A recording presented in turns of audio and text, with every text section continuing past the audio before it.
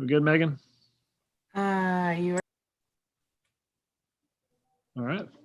Hello, everybody. Welcome to the second round of our regional report out calls. We will be, for the North Central region, doing these calls every Tuesday at 2:30, so you can have an idea of what's going on with the healthcare system in your region. If you want to sign up where you get an email with this call and the dashboard that we discuss, go to covid.ks.gov/report-outs. That's covid.ks.gov/report-outs.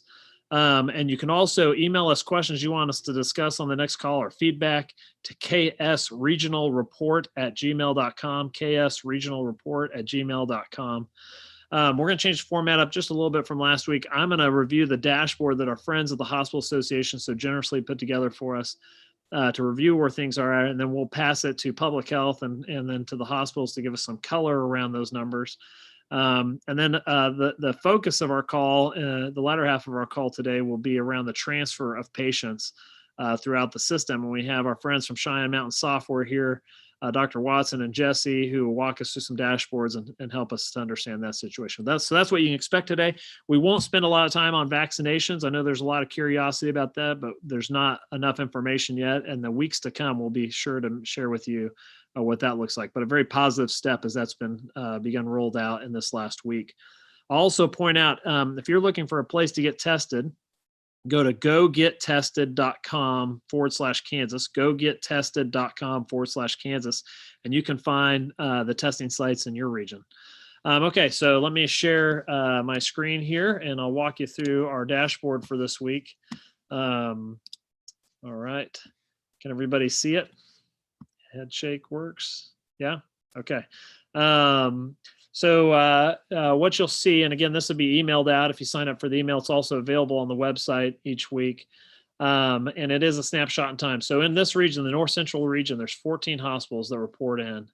And one of the things that we look at, as we talked about, when there's issues for our hospitals, it's usually around staff, stuff, or space. This is the staffing. That's been at the top of the list as far as a concern. You can see 43% of the hospitals are expecting shortages this week, which impacts the level of care and the number of patients that they can take.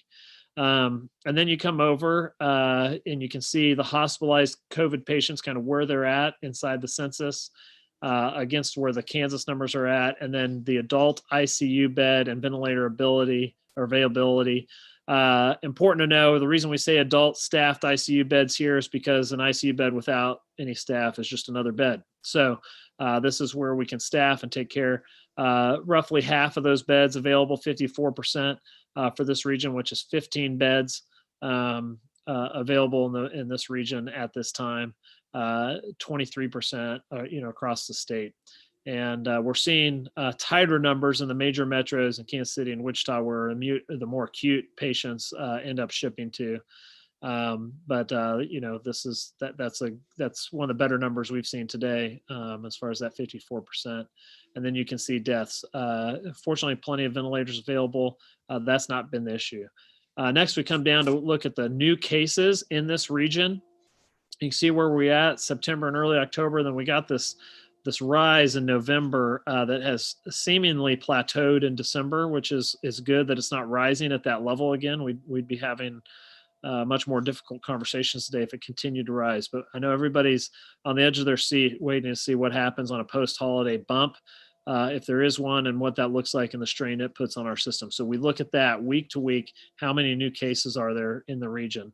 And then here on the second page, you can see what's going on in your region, the percent of population that's tested positive, and then what's going on with the ICU beds, just from a number and percentage standpoint. Because we understand when we talk about ICU beds, it's not just COVID people that need ICU beds. This time of year, we actually see more heart attacks than other times of the year. I don't know if it's the stress of the holidays or what, but there is need out there for beds, and this impacts all kinds of care, not just COVID care. So that is our snapshot. Like I said, if you want to spend more time on that, it is available on the website and also goes out with the email. And I'd love to pass it over here for public health. Angela, are you stepping in this week to discuss public health? I was going to give a report from the hospital perspective. Oh, that's right. I'm sorry. Hospital now. We I apologize for that. I jumped the gun that's there. okay. I can Yeah. talk about public health. Yeah, well, it looks like our public health representative couldn't make it this week. You can see the numbers and where things are going. I'll pass it over now to Heather to fill in from the hospital side. Sure. Good afternoon. My name is Heather Fuller. I'm the director of the Sunflower Health Network. And Heather, if you can speak up just a little bit, that'd be Sure. great. Thank you. I'm the director of the Sunflower Health Network, and we're a group of 26 hospitals located primarily in North Central and Northwest Kansas. The majority of those hospitals are critical access hospitals, 25 beds or less. The last several days, we've had a lot of excitement and hope around receiving the vaccine. There was a string of emails last week with the CEOs of the hospitals, and one of them said, staff got teary-eyed last week when they finally got the email saying they were going to receive the doses of the vaccine and how many they were going to receive. We were kind of across the board, some hospitals receiving 25 doses just at the initial start, on up from there.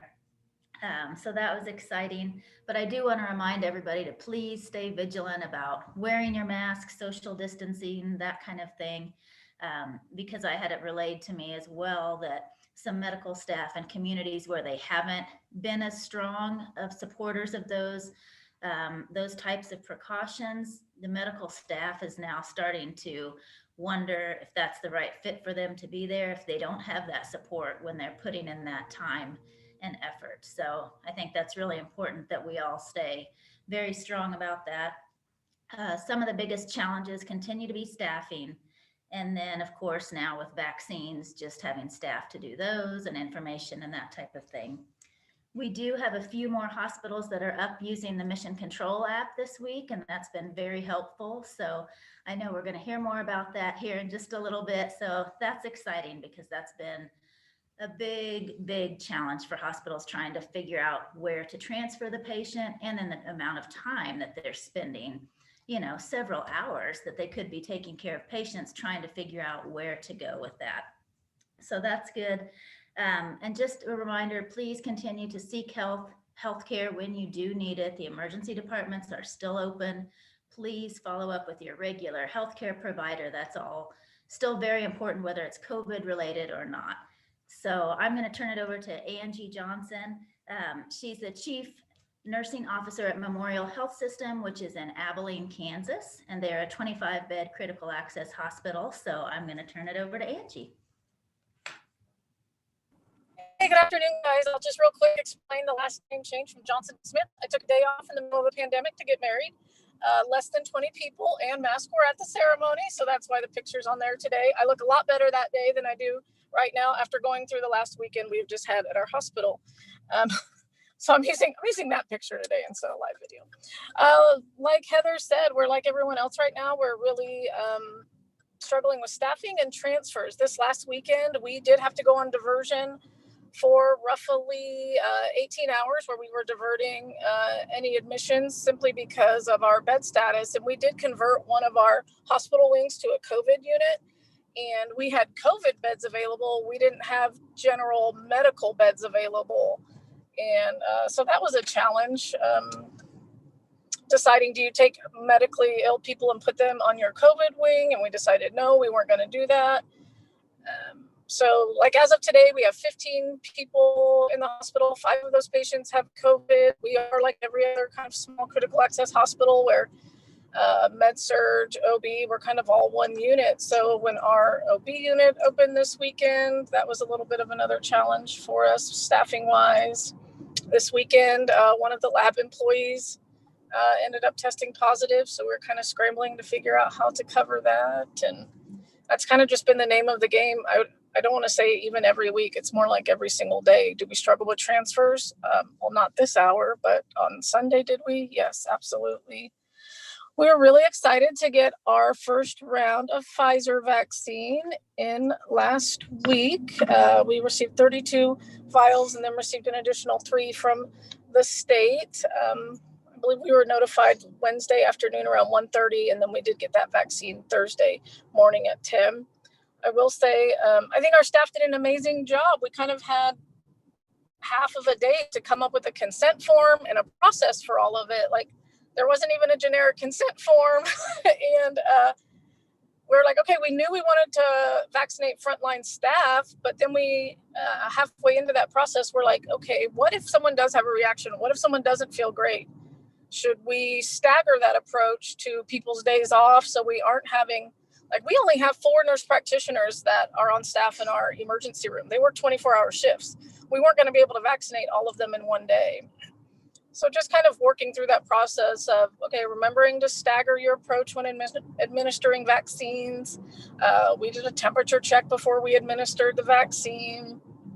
You know, anyone that had been exposed to COVID within the last 10 days, we chose not to vaccinate because if they had started getting symptoms, we wouldn't know if that was from the vaccine or if that was from an exposure.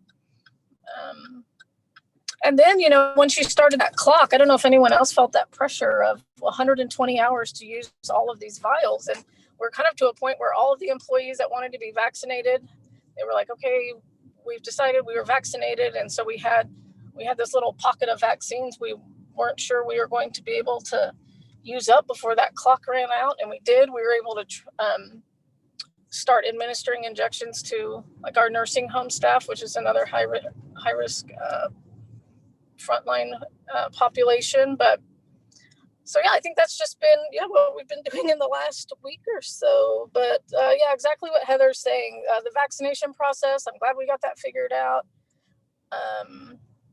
And reporting every day to the CDC, and then encouraging people to sign up for that VSafe program so they got the daily alerts that they should check in with their symptoms. Trying to keep staff, you know, not having to reach out and use too much agency staff, which luckily we haven't had to. And then, yeah, like I said, most of our admissions haven't been COVID, but our COVID patients we did have, we don't usually keep people that are in respiratory distress here on BiPAP. And we had 2 COVID patients that were on BiPAP and kind of struggling. And for us, that's just something we don't typically do. We don't have respiratory therapy 24 hours a day. And I think that's been something like a learning curve for our staff and for our providers as well. Like, what can we handle here so we're not trying to ship out to the larger regional medical facilities? And I do applaud our staff that they really have tried to keep what we can keep here when we can keep it, when it makes sense. So just been trying to work on those things. I think that's about it. Thank you, Angie. Let me ask a question. So when you go on 18 hours of diversion, I always get it wrong. I apologize. The D word. What's that look like when someone is in Abilene and they come? Do you send them to Salina, or what's that look like? So if we have a patient that's presents to the emergency room and they need admitted, we have to, you know, we honestly really do look at our inpatient situation and say, okay, is this patient one that we can go ahead and admit so we don't have to transfer them somewhere else? And I think the one admission that we were not able to admit, which luckily that whole time we were on diversion, it just ended up being one person I believe we couldn't admit. They did end up going to Salina Regional. Yeah, so Salina Regional tends to be our first hospital of choice, just because even for you know, proximity for patients, we tried Salina. And then well, like I said, was there a week when we called 13 hospitals one night? Yep, there sure was. So yeah, we always start and then I don't know where we end up a lot of times. Thank you, Angie, and congratulations on your wedding, by the way. Thank you. And you know, I think that's just important, you know, to highlight. You know, I showed you that dashboard, but that is just a point in time, and these hospitals are living in very dynamic environments where things are changing all the time.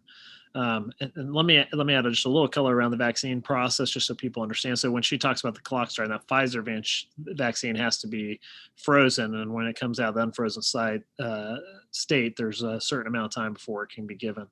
And then from a time frame, once you get the first Pfizer vaccine, it's 3 weeks before you get the second one, and then another 2 weeks before you are considered immunized. And with Moderna, it's a 4-week period between shots.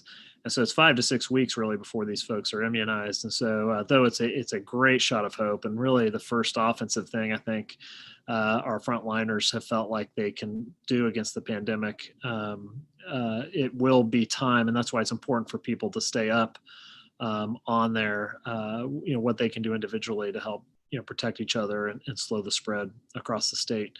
You highlight some great issues around the transfer of patients. I'd like to kick it over to Dr. Watson and Jesse, again from Cheyenne Mountain Software. Dr. Watson practiced in the state of Kansas, helped and found this company and invented software that really works on the transfers. It's been a huge help to the state. And go ahead, Dr. Watson, if you can walk us through it. Yeah, thanks. And what we're doing is trying to offload some of the work that Angie and Heather highlighted that a lot of the outlying facilities are having to do. So while you're resource strapped then to be making 20, 25 calls, managing a patient for prolonged periods of time, trying to find transport, trying to find bed availability, even if it's a multi-state region, just saps the life out of an ER staff, out of a hospital staff. So we look at several things. This is state data that we've reformatted in a way that we look at it. Blue cases are the positives, the reds are the hospitalization, black represents the deaths, and it is a statewide picture. But I think it highlights what John was talking about earlier, that we're at a high level here, and these undulations, these fluctuations that we see, we don't know whether it's changed for the better, for the worse, but what we do know is we're operating at a level that we weren't at in the summer, we weren't at even in the spring when everything was breaking loose. So I think we've gotten kind of used to running at this level, and Angie highlights some great things. I mean, small critical access hospitals are making unbelievably complex decisions around not only patient care, but also something as important as the vaccine decisions, how you preserve your resources in providers and nursing staff. So important. That's the limiting factor in all this. It's human beings. And when it comes down to taking care of people, it's humans taking care of humans. And we just really need to remember that. But the next screen we're going to show is what we do with bed availability. We're calling traditional hospitals, referral centers twice a day to get a general idea of how many beds are available. We go by normal capacity, near critical capacity, or at capacity. And a lot of times we'll register, particularly the larger markets, with are we full, are we on diversion? And then we try to access the tier 2 hospitals that would not be traditional referral centers, but might have bed availability, particularly for COVID beds. And they can take patients moving back down the acuity chain. We keep track of that. We use this list not to track any number, but to help our communicators be able to find beds more efficiently. So when someone calls us, we're able to access this list and know who to call first. But we collect a lot of data from the movement of patients in the state, and I think it is important to get a general idea, and we'll break this out by region in the future, but just to get an idea of what we're able to look at with the software. And Jesse, you want to walk through this data?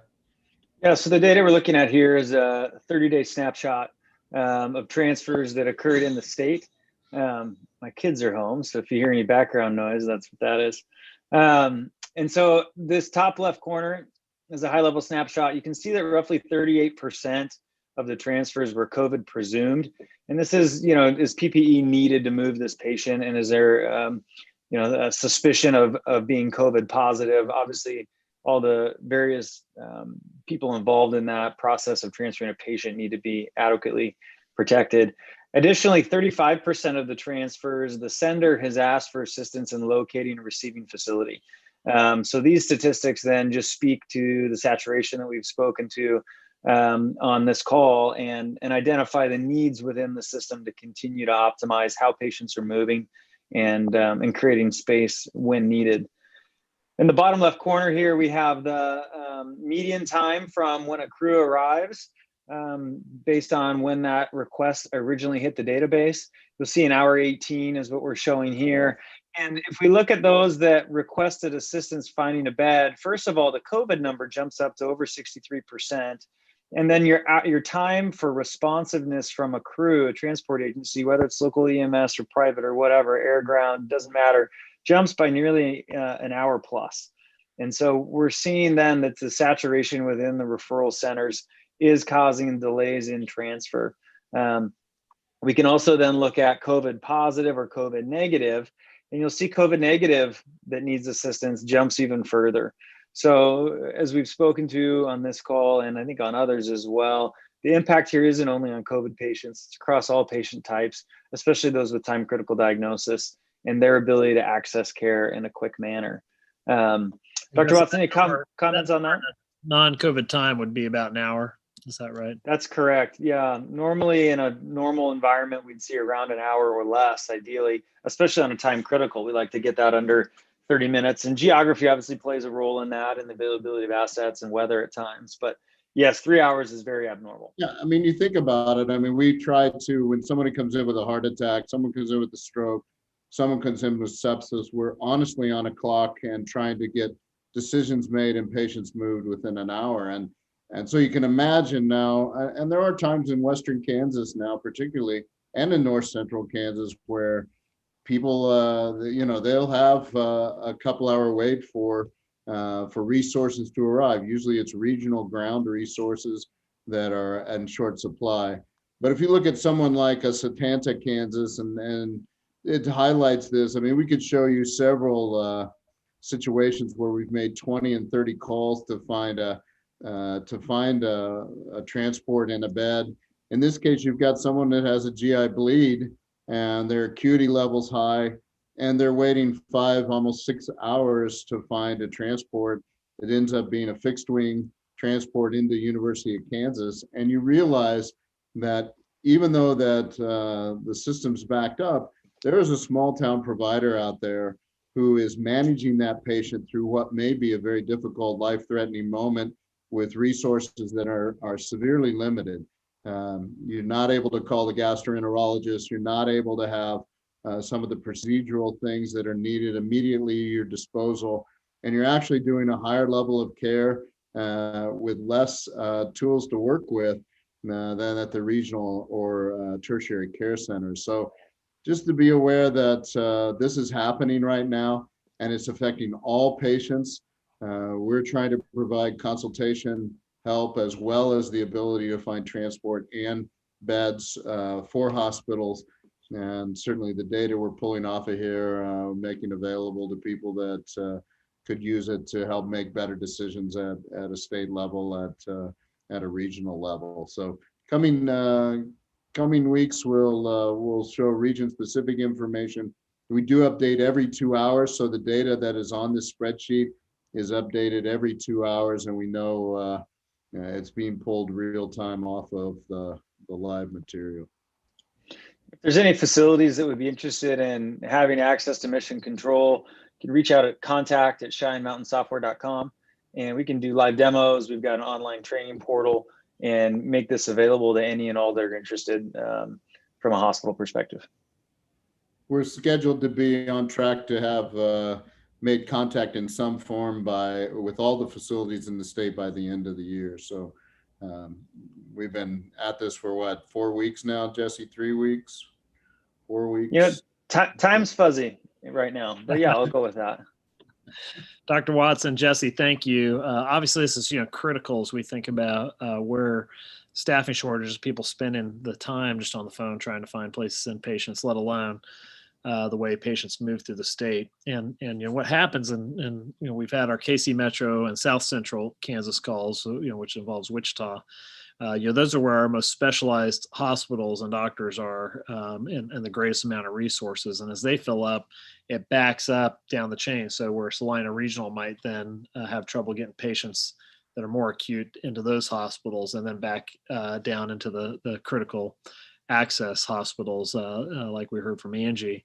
And so it starts to impact people at all levels. And so looking at the metrics that are going on from a transfer standpoint, I think are maybe some of the early canary in the coal mine for us, just to know, when our healthcare system's really starting to show more cracks and pain as it comes to being able to deliver for patients. Now, I'm amazed as I've gotten to know the different folks in healthcare here, the willingness to take care of the patients that are sitting in front of them and to do everything they can But for our system to work, the more acute patients need to be able to move up the chain to where there's more resources or to work as it's intended. And so that's why we're focusing on this today. It's really good information. I'd ask Angie and Heather if there's anything you'd want to add here before I wrap up. No. Angie, your Nope, head's I up. can't. Oh, I can actually, I'll put it on. This is real live video. I will say thank you to everyone that continues to wear the mask and do the social distancing, because our influenza numbers are considerably down. I was thinking back to a year ago, the day after Christmas, when I came to work, we were going on visitor restriction and starting to do newspaper stories about influenza starting to creep up and increasing numbers. And so, I mean, if there's any, we always try to find like the small COVID victories this year. Like, okay, people are wearing masks. We haven't had that influenza outbreak that we normally start seeing this time of year. So I just want to say thank you for that, because I can't imagine that on top of all of what we're currently doing. So that's a lot of ways. Yeah, still encouraging. Interesting to think about the number of people we saw in the fall last year that were influenza negative and were having respiratory problems, and then some that we called vape lung and some other things that now, looking back, if we pull those CAT scans and those tests, I wonder how many of them we might have reclassified as being COVID positive. I don't know. Yeah, it's interesting to think about. Yeah. So and then just encouraging everyone for their vaccination. And I've had a lot of people say like, oh, I'm not sure I'm going to get it. And I was like, we require the flu vaccine where we work, and last year it was 25% effective. And so this COVID one is 90 to 94. So just trying to help work on those vaccine hesitancy conversations with people. So Yep, that's good, Angie. And I That's just about it. think about all the hospitals that we've heard from today and frontline care where people have vaccinated their staffs. And if there was something that was perceived to be dangerous or unreliable, we could be wiping out our entire healthcare system. I mean, right. I think that, that is a good statement that the people who are closest to the testing and understanding of how this works have full faith in it. As they're Absolutely. rolling it out to their team. So I appreciate, Angie, all that you're doing. Thanks for joining us. I know you're so busy, but to take some time to come join us, Heather, thank you. Again, what you're saying, it's what we do individually that helps our community, and what is happening in our communities impacts our state and our regions this way. And that's why we've broken these out into the regional calls, so we can hear what's going on in our communities and inside of our systems. A couple bright spots. We like to catch people doing things right here. And if you have bright spots, we have gotten some in through the email ksregionalreport@gmail.com. But like to just end on these. I did get a picture of a box from the vaccine going to the Lindsborg hospital that said "Box of Hope" is what was printed on there. I don't know if Salina had done that, or KDHE or Lindsborg, but I love that because that is what it is represented to so many people that are on the front line is a measure of hope. And if you're a fan of the old movie Shawshank Redemption, like I am, you remember the importance of hope and how important it is that we keep that going. And so grateful that our teams have gotten that shot in the arm, so to speak, of hope. Then I like this one out, Ellsworth, the Ellsworth Junior High basketball team. Okay, so everybody can help. The Ellsworth Junior High basketball team is working with school administration and will provide each parent with personalized masks instead of a paper ticket to gain access to games. They'll also be making a hype video. Gotta love hype videos. With each student talking about how parents can support their favorite Bearcat by wearing their mask and social distancing. So we like to catch people leaning into the pandemic, not feeling like everything's totally out of control. We each get to try and bring a little more light and a little more kindness into the world, especially this time of year. And so wish everybody a happy holiday on here and listening. We'll be back next Tuesday at 2:30 to talk here about the North Central region. But thank you all for your time, and we'll look forward to connecting next week. Have a wonderful holiday. You too. See you next week.